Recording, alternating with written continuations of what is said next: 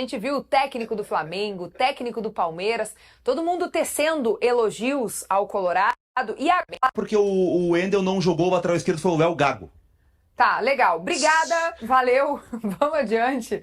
Com olhos atentos ao Inter, a gente viu o técnico do Flamengo, o técnico do Palmeiras, todo mundo tecendo elogios ao Colorado e agora foi a vez de Rogério Ceni, treinador do Bahia, o rival do Inter, na estreia da Libertadores da América.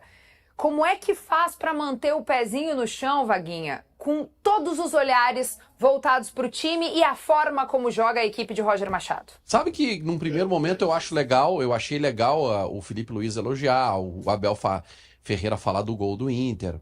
Eu confesso que eu não ouvi o que disse o Rogério Ceni, mas enfim, não sei se tu tem as aspas dele aí.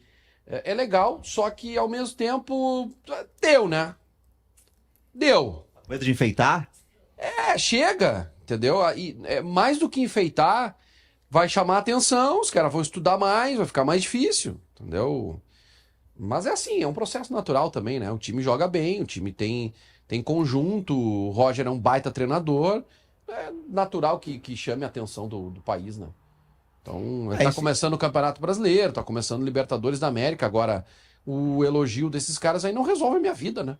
O comentário aqui do Ceni em relação ao Inter, ele começa respondendo sobre o Bahia e dizendo que fica feliz que o Bahia seja colocado como um time de variação no elenco, mas isso não quer dizer que somos o sexto melhor time da Libertadores. Mostra que estamos crescendo, temos condições de lutar.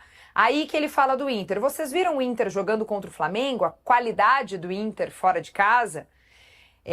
Que mais que ele diz? O gasto econômico, o investimento, o valor nem sempre vai refletir a posição final. Acho que essa fala, ela tá ali um pouco... Tá linkada com o sexto maior investimento do futebol brasileiro. O sexto maior investimento do futebol brasileiro.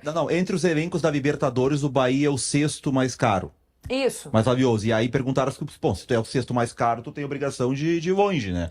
E aí ele deu uma torcida. Mas o que é o sexto mais caro? Pega o valor dos jogadores. Em termos de investimento. Isso aí isso não quer dizer, porque tu vai pegar, por exemplo, o time do Racing é muito mais barato que o do Bahia, é melhor que o do Bahia. Se der Racing e Bahia, o Racing é favorito. Não é dinheiro. Às vezes tem a ver como tu forma o elenco. Bahia... Depende do ponto de vista. Tu pega, por exemplo, o time do Vélez tem um jogador de 20 milhões de dólares. O Inter não tem nenhum. Então é o que é o valor de venda, o valor mas o de Vitor compra. Gabriel, sim, por exemplo. Tu pega, por exemplo, a gente não sabe, né? A gente não sabe, né? O Fernando, que é um dos melhores jogadores do Inter, o valor de mercado dele é baixo porque ele tem 37 anos, mas ele resolve em campo mais do que os volantes. E o Gabriel foi vendido por 22 milhões. Isso, e ele em tese não custou, né? O Fernando, em tese, é o mais barato jogador do grupo. Mas, voltando à questão da fala dos treinadores, e aí agora a gente tem uma fala de um técnico que vai enfrentar o Inter, eu acho que tem a ver com a postura com que esse adversário vai enfrentar o Inter. À medida que o treinador respeita, e à medida que o treinador faz elogios à atuação do Inter fora de casa, ele tem um estilo de jogo, o Bahia tem um estilo de jogo na Fonte Nova, que talvez mude por conta da qualidade do Inter, né? Eu não sei se o Bahia vai ter, por exemplo, uma postura totalmente agressiva nessa estreia da Libertadores. Vai ter. Eu não sei, eu tenho alguns minhas cuidados, dúvidas. óbvio. Mas assim, quando tu tem o... Tu acha que o Bahia, tu acha que o Bahia faz enfrentamento com o Inter? O Bahia fez contra... não era o time titular do Corinthians, mas o Bahia foi pra cima do Corinthians. Não é ir... de competição, tá, né? Mas não é ir pra cima. Tá, isso aí eu até acho que pode ir, o estádio deve ter bastante gente, tá tudo bem. Eu pergunto tô falando do confronto dos dois times. Tu acha que o Bahia, ele vai ganhar do Inter? Não, o Inter é melhor que o Bahia. Tu acha que o Inter é melhor que o Bahia? Como time é melhor.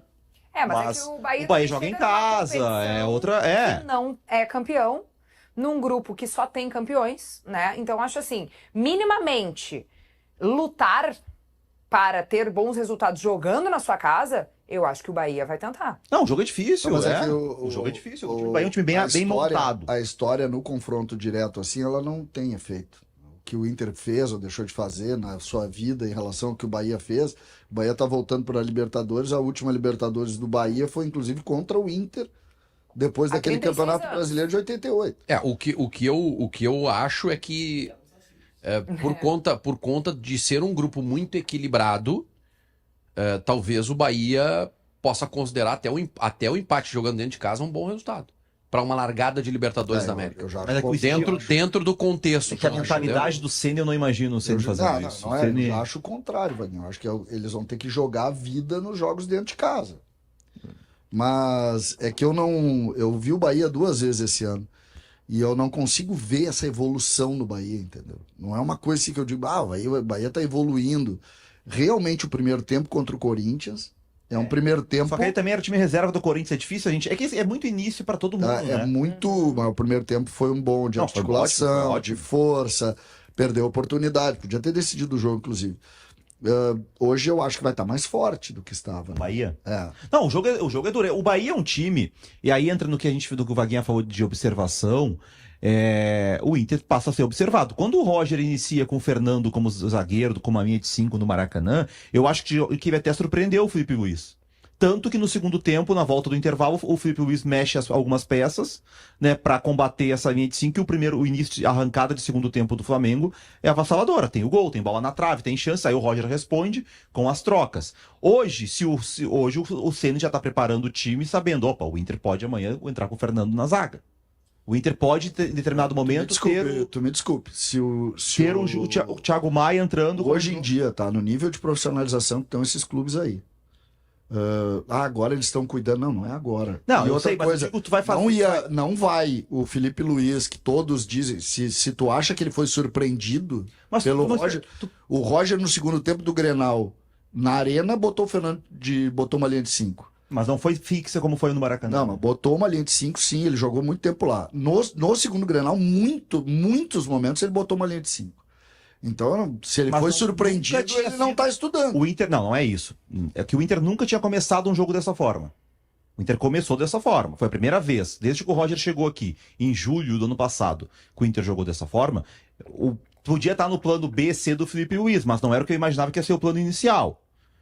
E tu vai sendo observado, da mesma forma que tu observa os adversários. Quando o Felipe Luiz começou a jogar atacando daquele jeito, ninguém conhecia o jeito do Felipe Luiz jogar. Não, eu acho que o Roger já foi para esse jogo sabendo. Então acho que o mérito total do treinador também tem a capacidade de, ver algumas coisas ali na hora, no campo, a manifestação, o comportamento é diferente, também consegue rapidamente mudar, às vezes com posicionamento, às vezes ajeitando. Às vezes durante o jogo. Durante o jogo, exatamente. Antes do intervalo.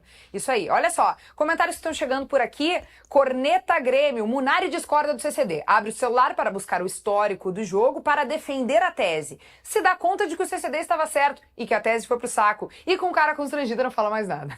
Não, mas é que eu não acho que o Grêmio tenha sido eliminado por causa do Barcos ali. Eu acho que o time era insuficiente. Sim, mas é que ele não fazia gols decisivos. Se ele faz gol decisivo, tu ganha, né? Mas aí tu pegou Tu é campeão. Pegou um jogo. O que eu quero dizer é o seguinte: a soma desses jogadores decisivos fazem gols em jogos decisivos. Tá bem, ó, o Fabrício Furtado. Poxa, Kelly, que cortada no catedrático. Deixa ele trazer esses momentos do túnel do tempo. A gente que é raiz gosta. A gente que é raiz é bom, né? Quantos anos será que tem o Fabrício? Quer dizer, a gente que é de outras gerações, né? Isso que tu tá querendo dizer, tá bom. Torcedor raiz, então, né? Tá bem. Leonardo da Rosa, os caras discutindo o time de 2014. Vamos voltar para 2025, vamos. A gente tava falando já de 2025 por aqui. Que mais? Robert Souza, projeção de 11 pontos pro Inter, líder do grupo na Libertadores. Ó, o Colorado tá com a cabeça na competição continental. O que é? Com 11 pontos, né? Projeção de 11 pontos para o Inter. 3 vitórias, 2 empates. Mas olha só como é apertado, né? 11 pontos, normalmente o líder faz mais pontos, né? Sim. Normalmente ele perdeu pontos aí por essa projeção. Seria 2 empates, uma derrota e 3 pontos vitórias. Em 3 jogos, né, Vaguinho? Por essa projeção, né? 3 vitórias no Beira-Rio e aí tu empata 2 fora. 2 fora e perde uma. Muito bem, vamos falar um pouquinho mais de Inter por aqui, com a renovação, ou pelo menos a expectativa de que haja, com 2 jogadores que são super importantes no elenco. Já existe no Beira-Rio um movimento para renovar com o Alan Patrick, e o Fernando, o negócio é um pouco diferente. Seria para convencê-lo a não se aposentar no fim dessa temporada. Vamos ver, inclusive, o volante Fernando falando sobre isso com a nossa galera aqui da RBS TV e também do ge.globo/RS. ainda falta muito. A gente começou a competição agora é que a gente vai ver aí, vai entrar em 3 competições, e aí se o corpo aguentar bem até outubro, novembro, a gente volta a conversar, né, e decide se continua ou não. Mas a gente chegar, né, ter uma primeira conversa com você para mostrar o interesse. Não, assim, não chegaram, né? Mas o pouco que eu vejo assim do pessoal, o tratamento que o pessoal tem aqui comigo, não só aqui dentro, mas fora a torcida, eu vejo que o pessoal gosta realmente do meu trabalho. Então acho que não teria problema, né, se eu quisesse continuar aqui no clube. Também continua se estiver bem, né? Se ganhar alguma coisa. Eu espero que esse ano ainda seja um ano promissor e um ano muito bom para o Internacional. Dava para segurar mais um pouquinho o Fernando, não se aposentar em 2025? E o Alan Patrick, consegue mantê-lo no Inter, Vaguinha? O Fernando, ele começa a temporada jogando bem, em alto nível, e a estreia dele no Campeonato Brasileiro é muito boa. Ele é um dos melhores jogadores do time do Inter. Então, eu não consigo imaginar algo diferente no começo do ano que vem. Tem que continuar. Eu tenho uma frase, eu tenho um lema. Eu prefiro o velhinho bom de bola do que o novinho que não joga nada. Então eu prefiro que o Fernando fique aí jogando, cara que se cuida, né? Tu vê que ele tá fininho e não tem nenhum tipo de problema. Vai pro jogo e continua aí. Então tomara que ele possa renovar. Em relação ao Alan Patrick, o Alan Patrick tem contrato com o Inter até o final de 2026 ainda. E aí a preocupação é o assédio de outros clubes. O Alan Patrick foi procurado no ano passado e no início desse ano, por clubes brasileiros. Por clubes brasileiros, clubes dos Estados Unidos e da mundo árabe, Emirados Árabes. Então, mexe com o jogador, porque é salário alto, é plano de encaminhar a fim de carreira e tal. E aí é importante tu segurar o contrato com ele. Por isso a renovação está sendo discutida. Jogadores, pegando aí o exemplo do Alan Patrick e do Fernando, são jogadores que já estão na parte final da carreira. Ambos estão aposentados, né? Do ponto de vista de capacidade financeira, né? Tu não precisaria fazer novos contratos, esses caras. Por exemplo, até que ponto um projeto da Arábia seria diferenciado para o Alan Patrick, tu acha? Do ponto de vista de solução financeira para a carreira, porque esses jogadores são jogadores de $1 milhão por mês. Tá, mas solução financeira para a carreira, para um Alan Patrick que volta e meia fala de seleção brasileira, eu não sei se seria o caminho. Não. Que ele busca, entendeu? Não, eu entendi, eu tô me referindo assim, por exemplo, porque às vezes pega jogadores mais jovens, vamos pegar o exemplo do Gabriel, tá? O Gabriel se aposentou no contrato que ele fez. Em determinado momento, as pessoas dizendo assim, por que ele vai para a Arábia se ele pode tentar ficando mais um ano aqui, tá? Sim, aí ele se machuca como se machucou e às vezes o cavalo passa encilhado e tu não pega. Já o Alan Patrick e o Fernando, me parece, eu estou fazendo a pergunta porque eu não tenho certeza, me parece que são jogadores que já fizeram um pé de meia muito recheado. São casos diferentes, né? Porque o Fernando tem 37. Por isso a pergunta. Vocês acham que hoje um contrato para a Arábia iria sensibilizar, porque a gente sabe que eles pagam muito na Vaguinha, iria sensibilizar o Alan Patrick a deixar o futebol brasileiro, deixar o Inter, ou não? O Fernando mais... Não, o Fernando, acho que o Fernando ele tá mais aposentadoria, pelo que ele diz, né? A dúvida dele não é a questão de sair, é a questão se ele vai ter condição de jogar em alto nível. A gente ainda tá em abril, né?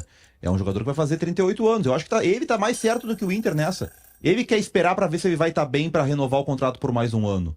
O Alan Patrick com 33, o Alan Patrick vai fazer 34, né? Se daqui a pouco chega uma proposta, isso que o CD tá falando, da Arábia, um contrato absurdo de 5 anos, como é que o cara não vai ir, né? Porque eu acho que ele não vai.